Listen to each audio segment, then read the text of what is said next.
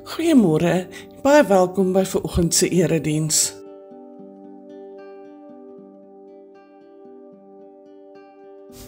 Hierdie week se spesiale deurkollekte is ten bate van Jagersbos.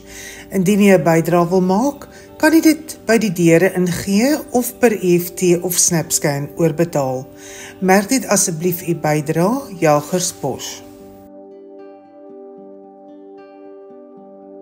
Môre middag om 5:00 word daar koor geoefen by die kerk en woensdagoggend om 10:00 sal daar voorbidding by die kerk gedoen word.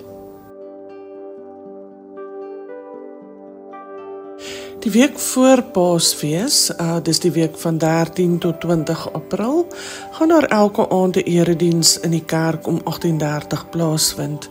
Kom stap saam met Jesus sy laaste week op pad na die kruis en die leë graf. Dominee François Taljaard sal nog met verlof wees tot die 7de April. Ons vra dat die gemeente asseblief sy verloftyd sal respekteer. Let asseblief daarop dat Leef Logos Bybelskool eers weer sal hervat op Woensdag 23 April 2025. Die Bybelboek Markus sal dan behandel word.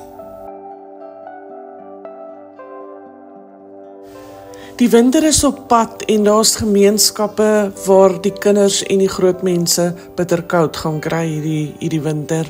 So kom wees deel van die senior bedienings se Slangrivier warm winter projek.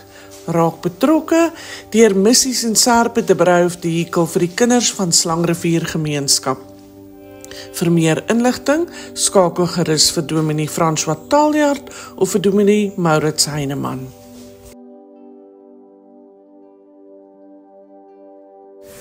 Daar heers groot opgewondenheid oor die passiespel wat gaan plaasvind op 11, 12 en 13 April. U moet maar wikkel om 'n kaartjie in die hande te kry en dit is reeds beskikbaar hier by ons by die kerkkantoor of by Tabeel of by Jagersbos.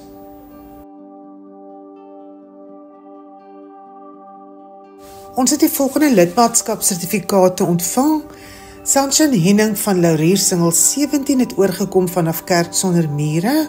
Fritz en Julie Buter van Anemoonland 12 het oorgekom vanaf Bloubergstrand gemeente, terwyl Riaan Botha van Fynbos Leefstyl Landgoed Woonstel 3 oorgekom het vanaf Greytown gemeente.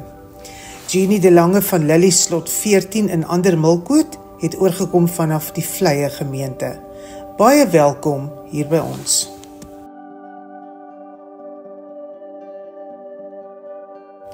Ons harte gaan uit na die familie en vriende van Elna Hugo, wat die afgelope week oorlede is. Ons bid vir krag en vertroosting oor haar familie in hierdie baie moeilike en hartseer tyd.